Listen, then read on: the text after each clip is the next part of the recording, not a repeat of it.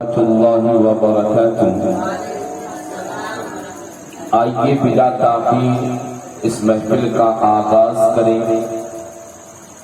رب کے پاک کلام سے، جس کلام کے بارے میں جس کی عظمت و شان یہ ہے کہ اللہ فرماتا ہے جب قرآن پڑھا جائے تو خاموشی کے ساتھ، احترام کے ساتھ اسے سنو تاکہ تم پر رحم کیا جائے۔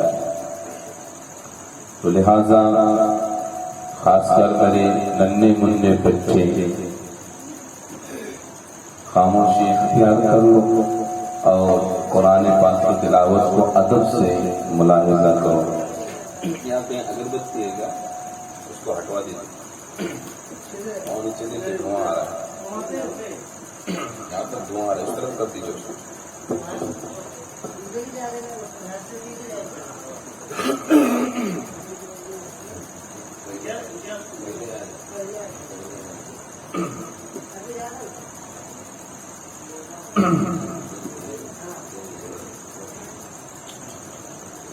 اعوذ باللہ من الشیطان الرجیم،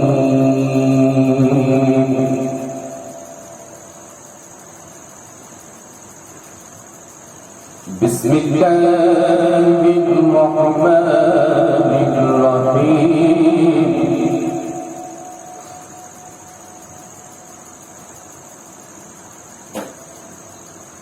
الف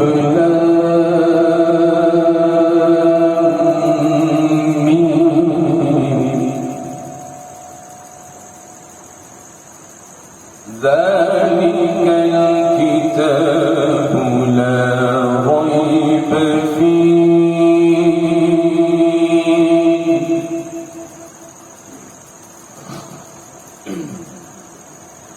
هدى للمتقين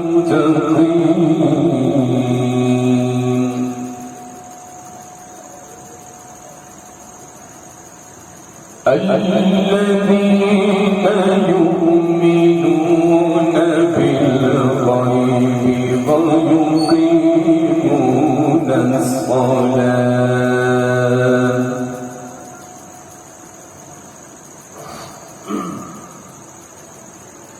ومما رزقناهم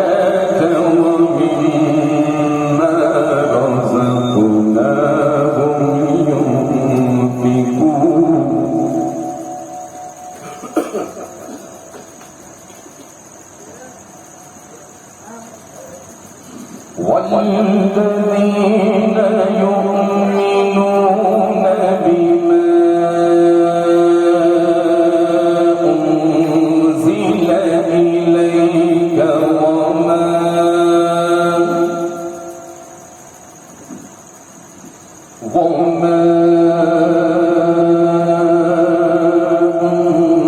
أنزل من قبلك وبالآخرة هم يوقنون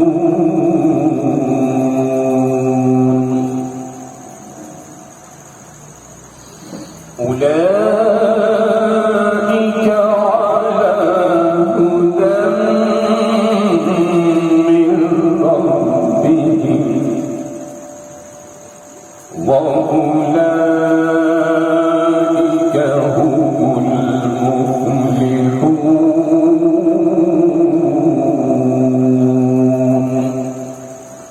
آمنت بالله صدق الله العظيم۔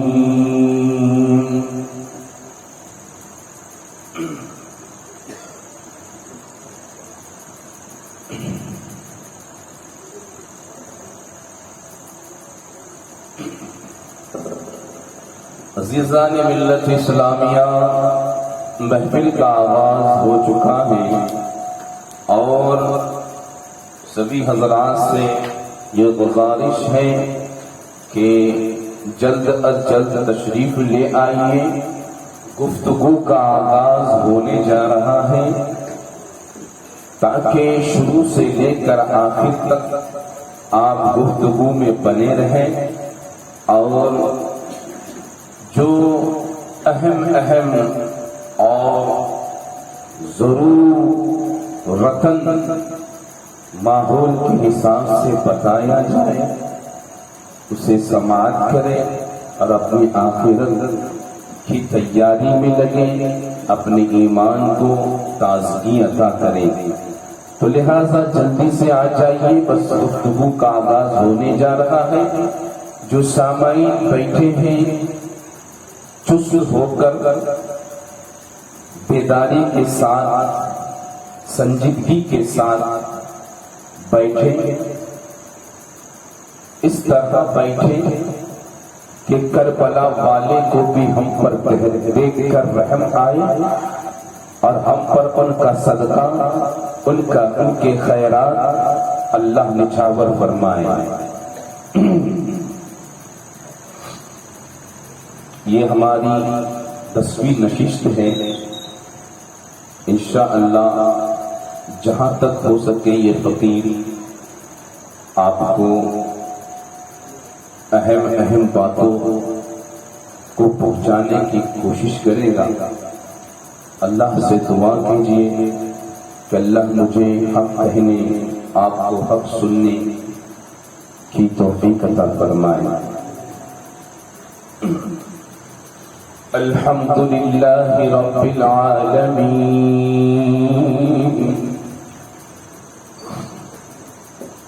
والعاقبۃ للمتقین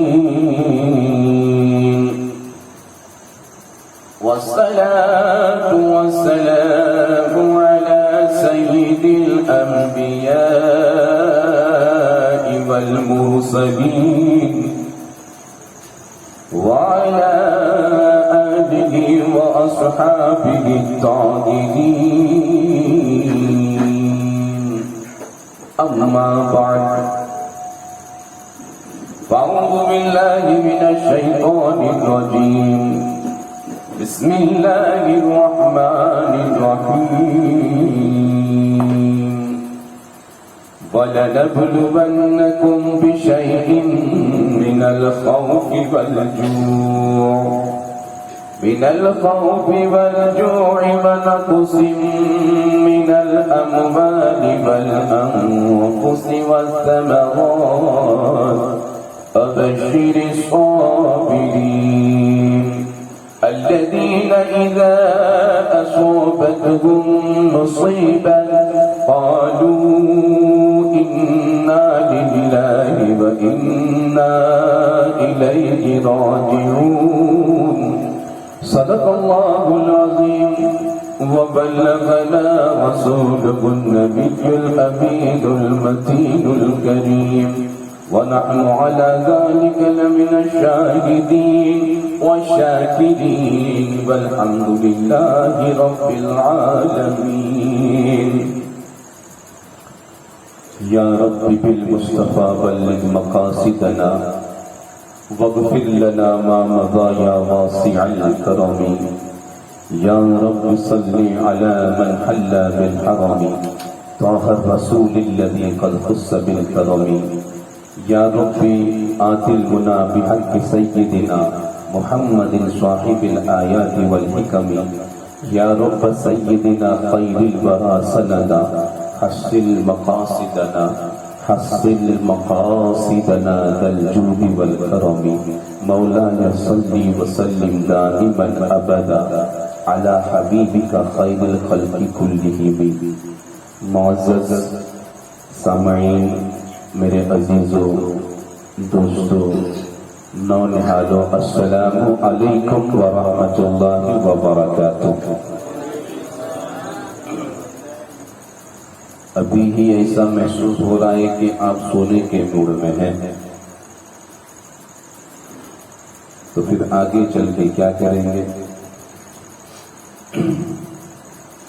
یہ ہمارے چھوٹے چھوٹے بچے سامنے بیٹھے ہیں، یہ جلدی ہی سو جائیں گے، اور پھر سوئے ہوئے سے گفتگو کرنا یعنی تو لگتا ہے کہ ہم کئی قبرستان میں تو نہیں بیٹھے ہیں۔ تو ان سے تھوڑا سا پیچھے کر دیجیے تاکہ وہاں پہ اگر کوئی بڑے لوگ آتے آ جائیے. آئیے آپ لوگ آگے آئیے. اللہ برکت عطا فرمائے گا. بچے پیچھے سنیں گے انشاءاللہ, کوئی دقت نہیں ہے. وہ ہمارے سب پیارے بچے ہیں, ہمارے ہی بچے ہیں ماشاءاللہ. آ جائیے آپ بڑے لوگ آگے تھوڑا سا آ جائیے. کہیں جاؤ مت بچے, ادھر ہی بیٹھو, کرسیاں ہیں اس میں بیٹھو. آ جاؤ سر, آئیے بڑے لوگ آگے آ جائیے. ہمارے منصور بھائی پیچھے آگے آئیے, وہ سجاد بھائی, مفید بھائی سب پیچھے آگے آئیے.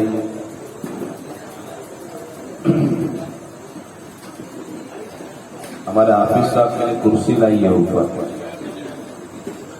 بھائی حافظ قرآن ہے, ان کا مرتبہ بہت اونچا ہے. آئیے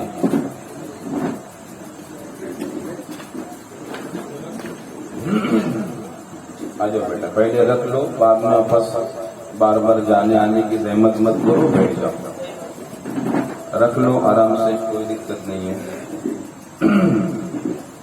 نوجوان لوگ کدھر, اچھا کونے میں چلے گئے سب, ٹھیک ہے.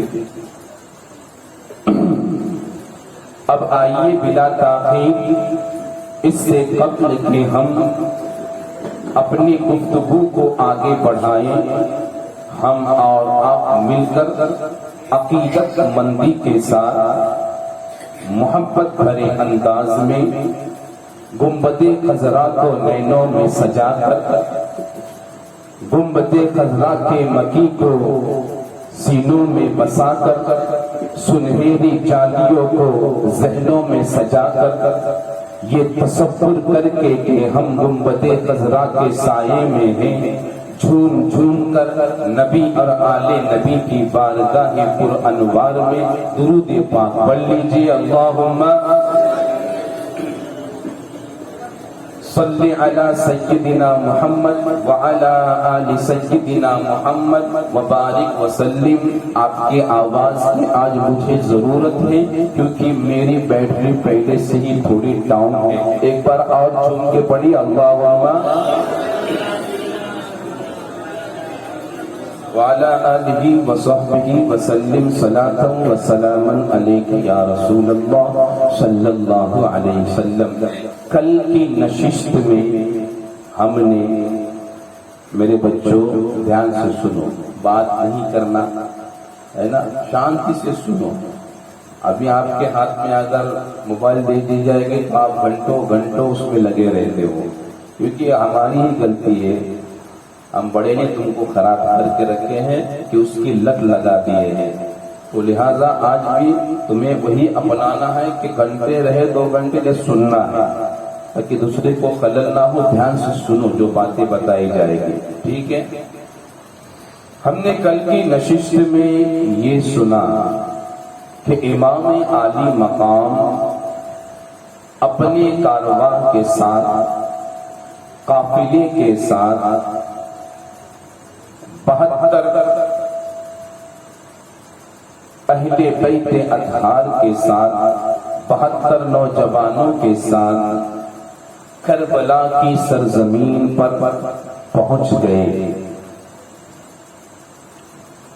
یوں تو کربلا کی تاریخ اگر بیان کرنے ہم جائیں پوری تفصیل کے ساتھ تو بڑے بڑے علماء کرام کو کتنا وقت درکار ہے وہ جانے, لیکن مجھ جیسے چھوٹے موٹے آدمی کو کم سے کم پورا مہینہ درکار ہے, کیونکہ اس کی تفصیل ہی اتنی ہے.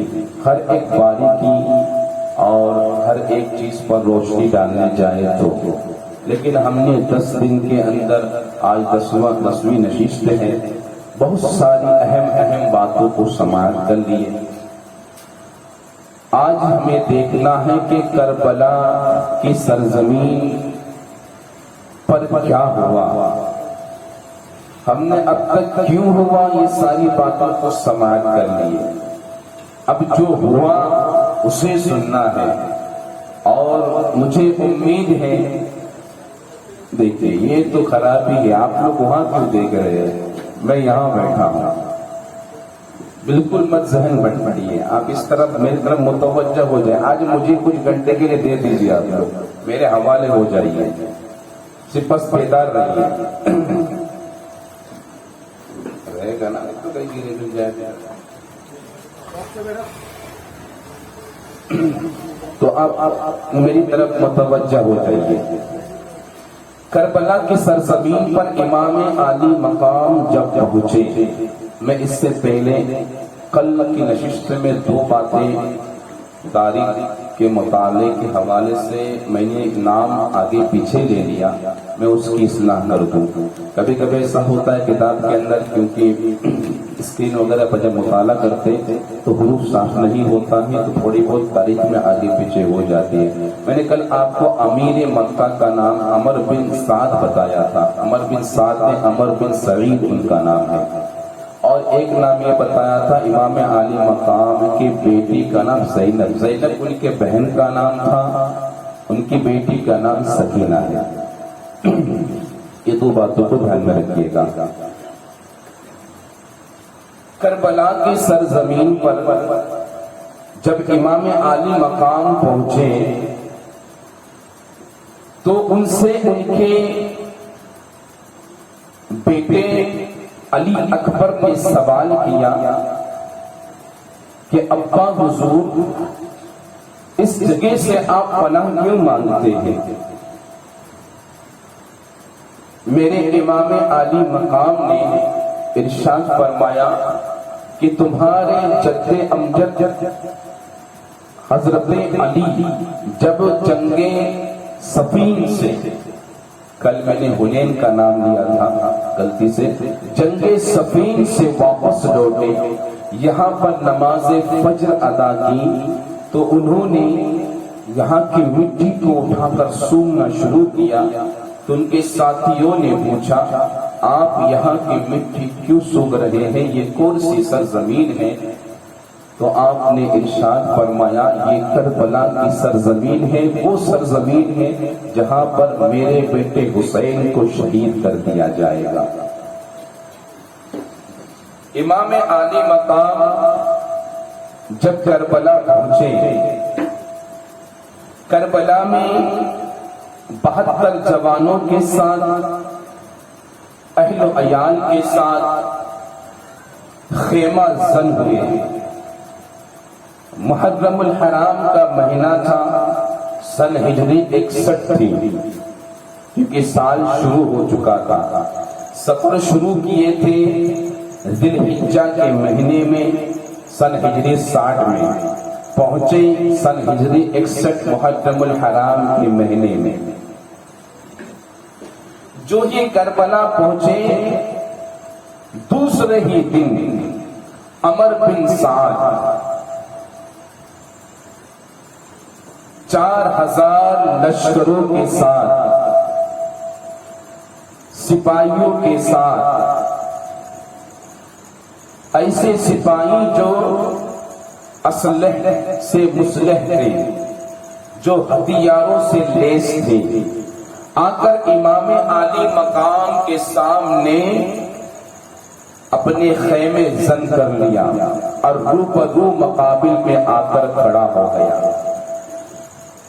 عمر بن سعد، جسے ابن سعد کے نام سے جو مشہور ہے، یہ ہمارے آقا سرور کونین صلی اللہ علیہ وسلم کے اجلہ صحابہ کرام میں سے حضرت سعد بن ابی وقاص رضی اللہ تعالی عنہ، جو فاتح ایران ہیں، ایران کے فاتح ہیں اور عشرہ مبشرہ میں سے ہیں.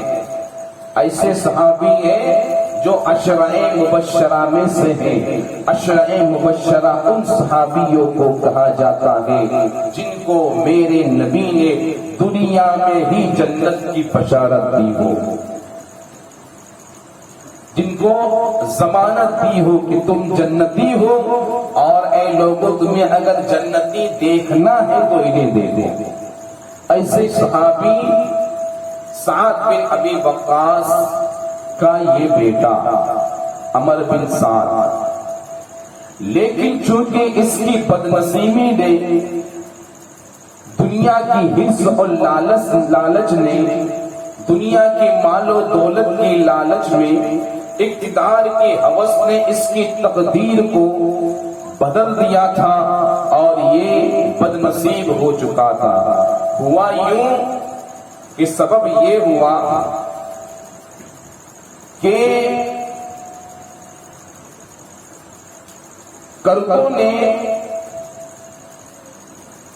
اس کو ابن زیاد نے رے کی حکومت پر مقرر کیا۔ اب یہ رے کیا ہے؟ خراسان کے شہروں میں سے ایک شہر ہے، آج اسی شہر کو ایران کا دارالسلطنت تہران کہا جاتا ہے۔ وہاں کی گورنری اسے دے کر گورنری پر مقرر کیا اور اسے ایک مہم پر بھیجا۔ مہم کیا تھی کہ کردوں نے تسکتہ پر حملہ کر دیا ان دنوں میں، تو ابن زیاد نے اسے گورنری پر مقرر کر کے ان کردوں کی سرکوبی کے لیے بھیج دیا اور 4000 لشکر جرار لے کر 4000 فوج کو لے کر، لشکر جرار کو لے کر ابھی یہ حمام اعین تک پہنچا ہی تھا کہ ابن زیاد کو امام عالی مقام کے سلسلے میں ایسے شخص کی ضرورت پڑی جو امام عالی مقام امام حسین سے مقابلہ کر سکے۔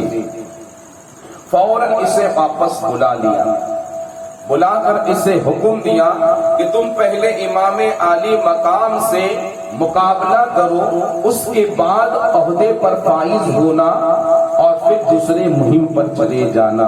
ابن سعد نے کہا کہ امیر آپ پر اللہ کی رحمتیں ہو، مجھے اس کام سے معافی دیجئے، مجھ پر یہ کام نہ ڈالیے۔ ابن زیاد نے کہا کہ ہاں معافی تو مل سکتی ہے، تمہیں اس کام سے چھٹکارا تو مل سکتا ہے، لیکن شرط یہ ہے کہ رے کی حکومت چھوڑ دو اور ہماری حکومت نامہ کو واپس کر دو۔ اگر تم چاہتے ہو کہ تم رے پر حکومت کرو، وہاں کی گورنری چاہتے ہو، تو پھر تمہیں امام حسین سے مقابلہ کرنا ہوگا، اس کے بعد تمہیں گورنری عطا کی جائے گی۔ اب ابن سعد کے پاس دو صورت تھی، یا تو رے کی حکومت چھوڑ دیتا یا پھر امام عالی مقام سے جنگ کے لیے تیار ہوتا۔ اس نے ابن زیاد سے کہا کہ مجھے ایک دن کی مہلت دیجیے۔ ابن زیاد نے مہلت دے دیا۔ اپنے دوستوں میں آیا ابن سعد اور مشورہ کیا، سارے دوستوں نے اسے امام عالی مقام سے جنگ کرنے کے لیے بنا دیا۔ اس کا بھانجا حمزہ بن مغیرہ جب اسے پتا چلا کہ ابن سعد کو ابن زیاد نے امام حسین سے مقابلے کرنے کے لیے کہا ہے، تو یہ فوراً اس کے پاس آیا اور کہنے لگا، اے مامو یاد رکھنا کبھی تو اس فیصلے کے لیے تیار نہ ہونا کہ تو امام عالی مقام سے جنگ کرے، امام حسین سے جنگ کرے۔ یاد رکھ اگر تیری دنیا کی ساری دولت اور اس کے سارے ساز و سامان، اس دنیا کی ساری نعمتیں اور ساری حکومت سے اگر تجھے خارج کر دیا جائے، جب بھی اس بات سے بہتر ہے کہ تو اللہ کے سامنے اس حال میں حاضر ہو کہ تیرا ہاتھ امام حسین کے خون سے رنگے ہو۔ یہ اس سے بہتر ہے کہ ساری دنیا کی سلطنت تو چھوڑ دے، لیکن امام عالی مقام سے، امام حسین سے تو جہاد یا امام حسین سے مقابلے کے لیے تیار نہ ہونا۔ وہ کہتا ہے کہ ٹھیک ہے، میں مشورہ کرتے ہی اس پر عمل کروں گا۔ عبداللہ بن یسار رضی اللہ تعالی عنہ ارشاد فرماتے ہیں کہ جب مجھے معلوم ہوا کہ ابن سعد کو امام عالی مقام کے ساتھ میں لڑنے کے لیے حکم دیا گیا تو میں اس کے پاس گیا، اس کے پاس جا کر اس سے بات کی، اس سے گفتگو کی، اس سے پوچھا کیا حال ہے۔ اس نے کہا کہ مجھے ابن زیاد نے امام حسین کے مقابلے کے لیے حکم دیا تھا، میں نے وہ حکم نہ مانا اور مقابلے کا خیال چھوڑ دیا، لہذا عبداللہ بن یسار کہتے ہیں کہ میں نے اسے اللہ کا شکر ادا کرنے کے لیے کہا اور اسے دعا دی کہ اللہ تجھے برکتیں عطا کرے، لیکن میں جب پلٹا واپس آیا تو کچھ گھنٹوں کے بعد مجھے ایک شخص نے خبر دی کہ ابن سعد تو امام عالی مقام کے ساتھ لڑنے کے لیے لوگوں کو اکسا رہا ہے، لوگوں کو بھڑکا رہا ہے۔ میں سن کر فوراً پلٹا اس کے پاس، دوبارہ اس کے پاس گیا، جانے کے بعد جب اس کے سامنے میں حاضر ہوا تو وہ اپنا چہرہ مجھ سے پھیر لیا، میں سمجھ گیا کہ یہ امام حسین سے مقابلے کرنے کا ارادہ کر چکا ہے۔ میں واپس لوٹ آیا، چنانچہ ابن سعد دوسرے دن ابن زیاد کے پاس پہنچتا ہے اور کہتا ہے کہ آپ نے میری گورنری کا حکم نامہ لکھا ہے اور رے کی حکومت میرے حوالے کرنے کا وعدہ کیا ہے، آپ اس گورنری کو اور اس حکم کو نافذ کر دیجئے اور میرے ساتھ اشراف کوفہ فلاں ابن فلاں فلاں ابن فلاں کو میرے ساتھ حسین کے مقابلے کے لیے بھیجیے۔ ابن زیاد کہتا ہے میں اپنے ارادے میں تیرے حکم کا پابند نہیں ہوں کہ تو جسے کہے گا میں اسے بھیجوں گا، اگر تجھے لڑائی کرنی ہے، مقابلہ کرنا ہے تو میرے سپاہیوں کے ساتھ میں، میرے لشکر کے ساتھ میں کر، ورنہ رے کی حکومت کو بھول جا۔ وہ بدبخت انسان اقتدار کی لالچ میں فوراً کہتا ہے کہ مجھے منظور ہے، میں حسین سے مقابلہ کرنے کے لیے تیار ہوں۔ چنانچہ دوسرے دن فوراً امام عالی مقام کے مد مقابل سامنے کربلا کی سرزمین پر آ پہنچتا ہے، 4000 لشکر جرار کو لے کر سامنے خیمہ زن ہوتا ہے۔ سب سے پہلا کام وہ یہ کرتا ہے کہ عرضہ بن قیس اس کو فوراً حکم دیتا ہے کہ جا کر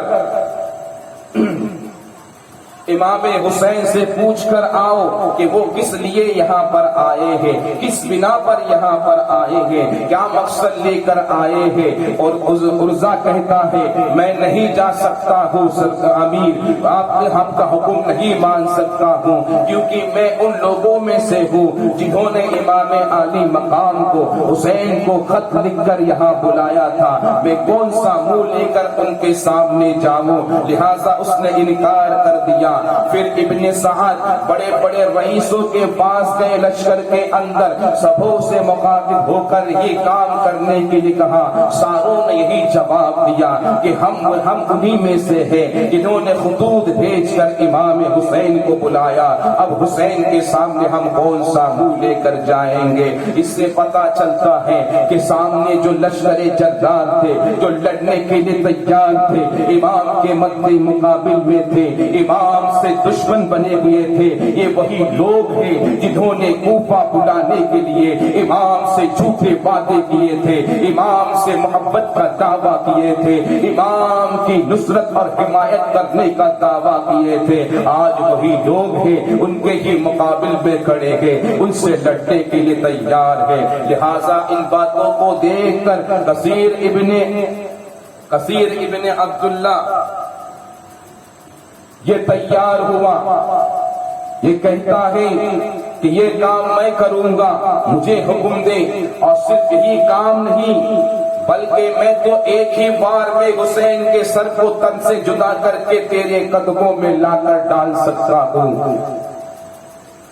ابن سعد نے کہا کہ میں تجھے لڑائی کرنے نہیں بھیج رہا ہوں، صرف اتنا کام کر کے آ کہ جا کر امام حسین سے پوچھ کے آ یہاں آنے کا ان کا مقصد کیا ہے، کس مقصد کو لے کر یہاں پر آئے ہیں۔ اب کثیر چلا، ادھر ابو ثمامہ ساعدی جب کثیر کو دیکھتے ہیں تو لہذا امام سے عرض کرتے ہیں، اے امام آپ پر اللہ کی رحمت ہو، اللہ آپ کے ساتھ میں خیر اور عافیت کا معاملہ فرمائے۔ آپ کے پاس ایسا شریر آدمی آ رہا ہے جو روئے زمین پر سب سے بڑا بدبخت انسان ہے اور سب سے زیادہ خوخار انسان ہے، خون بہانے والا شریر انسان ہے، بدترین انسان ہے۔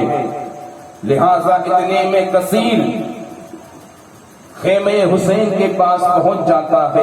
ابو ثمامہ ساعدی آڑے آ جاتے ہیں، کہتے ہیں پہلے تو اپنی تلوار کو بازو میں رکھ اور پھر امام حسین سے تجھے ملاقات کرنے کا شرف حاصل ہوگا۔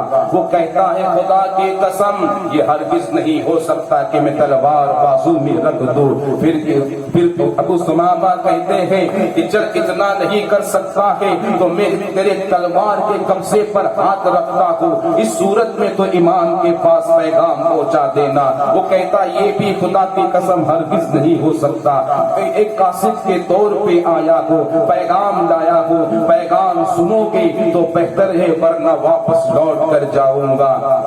پھر ابو ثمامہ کہتے ہیں چل یہ بھی تجھ سے نہیں ہو سکتا تو اتنا کر دے، جو پیغام ہے مجھے بتا دے، میں امام عالی مقام کی بارگاہ میں پہنچا دوں گا، لیکن تجھے اس حالت میں ان سے ملاقات کرنے نہیں دوں گا، کیونکہ تو سخت بدترین انسان ہے، سخت شریر انسان ہے، نہایت ہی شریر ترین انسان ہے، تو ایک بدمعاش ہے۔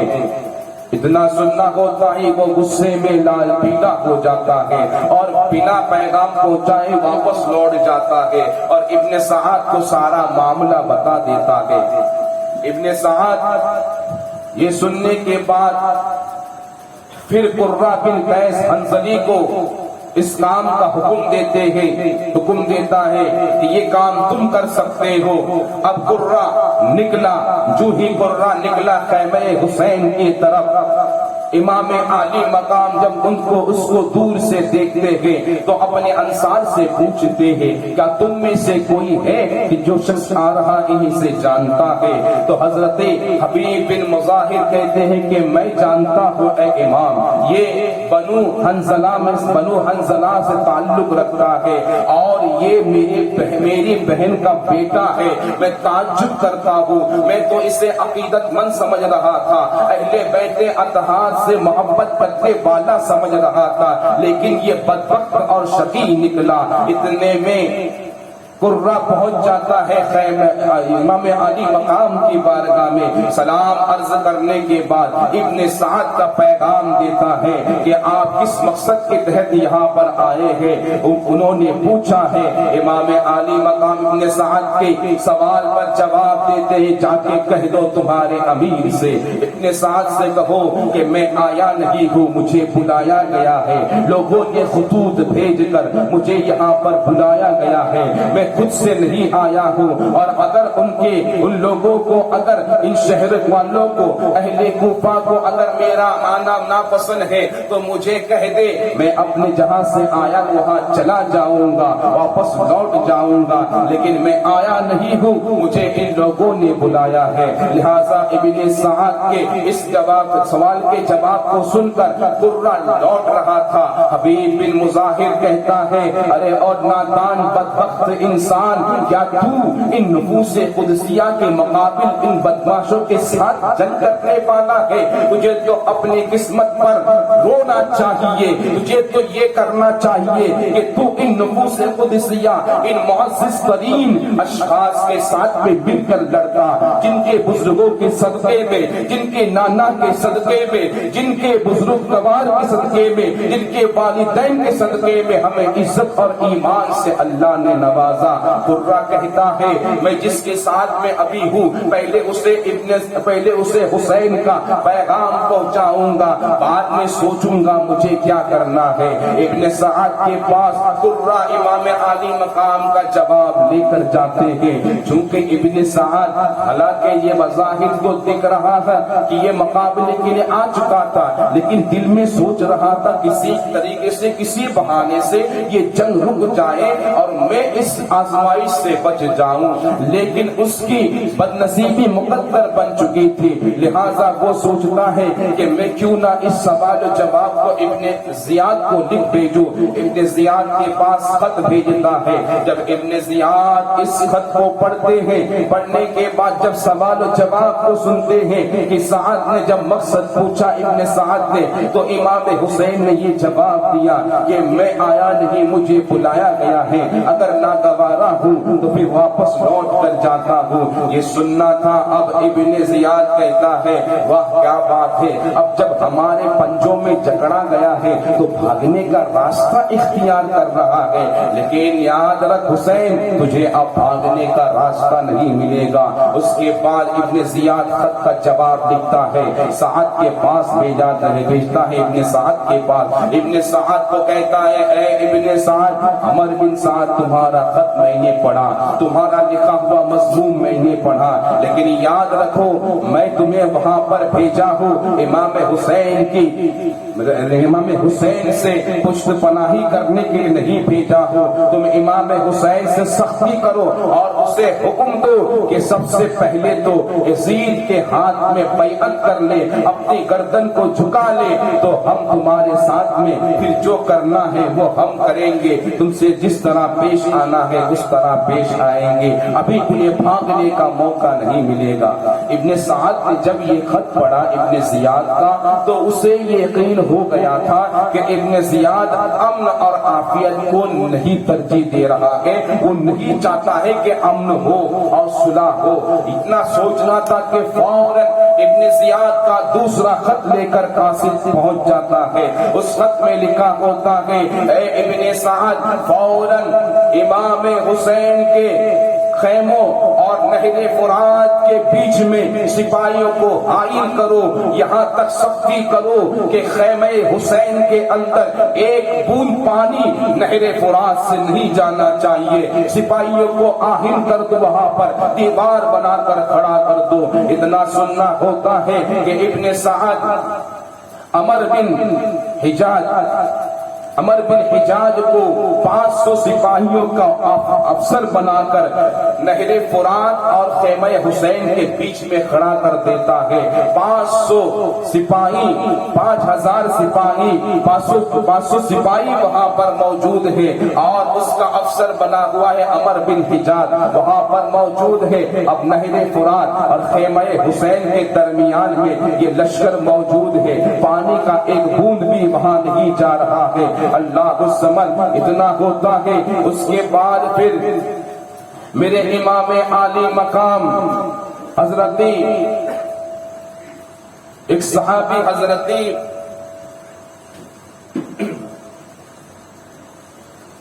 عمر بن درود پاک پڑھی اللہم صلی علی سیدنا محمد وعلی آلہ وصحبہ وسلم صلاة و سلاما علیک یا رسول اللہ صلی اللہ تعالی علیہ وسلم۔ امام عالی مقام اپنا قاصد مقرر کرتے ہیں، ابن سعد کے پاس اپنا پیغام بھیجتے ہیں کہ جاؤ ابن سعد سے کہو کہ ہم